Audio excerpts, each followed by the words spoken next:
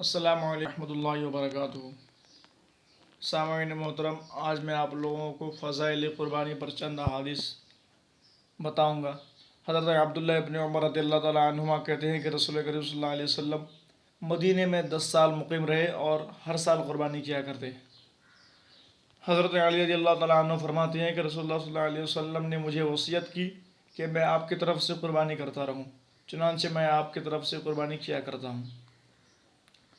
حضرت ابو ہریرہ رضی اللہ تعالیٰ عنہ کی روایت ہے کہ رسول اکرم صلی اللہ علیہ وسلم نے ارشاد فرمایا، جو شخص طاقت رکھتا ہو اور پھر قربانی نہ کرے وہ ہماری عیدگاہ میں نہ آئے۔ حضرت عائشہ رضی اللہ تعالیٰ عنہ کی روایت ہے کہ حضور اکرم صلی اللہ علیہ وسلم نے ارشاد فرمایا، قربانی کے دن آدم کی اولاد کا کوئی فعل اللہ تعالیٰ کو اس سے زیادہ پسند نہیں کہ وہ خون بہائے۔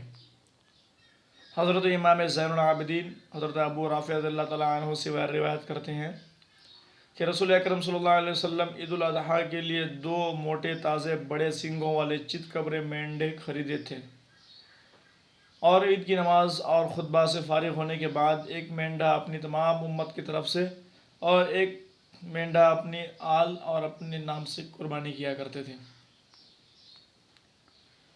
یوم النحر یعنی 10ویں ذی الحجہ میں ابن آدم کا کوئی عمل خدا کے نزدیک خون بہانے یعنی قربانی کرنے سے زیادہ پیارا نہیں۔ قربانی کا جانور قیامت کے دن اپنے سینگ اور بال کے ساتھ آئے گا، اور قربانی کا خون زمین پر گرنے سے پہلے خدا کے نزدیک مقام قبولیت میں پہنچ جاتا ہے، لہٰذا اس کو خوش دلی سے کیا کرو، یعنی قربانی خوش دلی سے کرو۔ جس نے خوش دلی سے طالب ثواب ہو کر قربانی کی وہ آتش جہنم سے اس کے لیے حجاب یعنی رکاوٹ ہو جائے گی۔ جس میں وسعت ہو اور قربانی نہ کرے وہ ہماری عیدگاہ کے قریب بھی نہ آئے۔ صحابہ کرام رضی اللہ تعالیٰ عنہ نے عرض کی، یا رسول اللہ صلی اللہ علیہ وسلم، یہ قربانیاں کیا ہیں؟ فرمایا، تمہارے باپ حضرت ابراہیم علیہ السلام کی سنت ہے۔ عرض کی، یا رسول اللہ صلی اللہ علیہ وسلم، ہمارے لیے اس میں کیا ثواب ہے؟ فرمایا، ہر بال کے مقابل نیکی ہے۔ عرض کی، اون کا کیا حکم ہے؟ فرمایا، اون کے ہر بال کے بدلے میں بھی نیکی ہے۔ ایک بہت ہی ضروری بات یہ ہے کہ کچھ لوگ قربانی کر دیتے ہیں نماز سے قبل، یعنی نماز پڑھنے سے پہلے ہی قربانی کر دیتے ہیں، تو اس کے لیے یہ حدیث شریف ہے۔ رسول اللہ صلی اللہ علیہ وسلم نے ارشاد فرمایا، آج کے دن جو کام ہم کو پہلے کرنا ہے وہ نماز ہے، یعنی عید کی نماز ہے، اس کے بعد قربانی کرنا ہے۔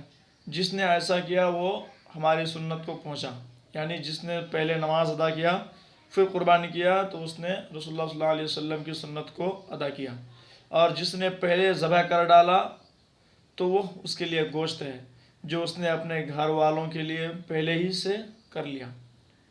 قربانی سے اس کا کچھ تعلق نہیں، یعنی قربانی کا کوئی فائدہ یا ثواب اس کو نہیں ملے گا جو عید کی نماز سے پہلے قربانی کر چکے گا۔ السلام علیکم ورحمۃ اللہ وبرکاتہ۔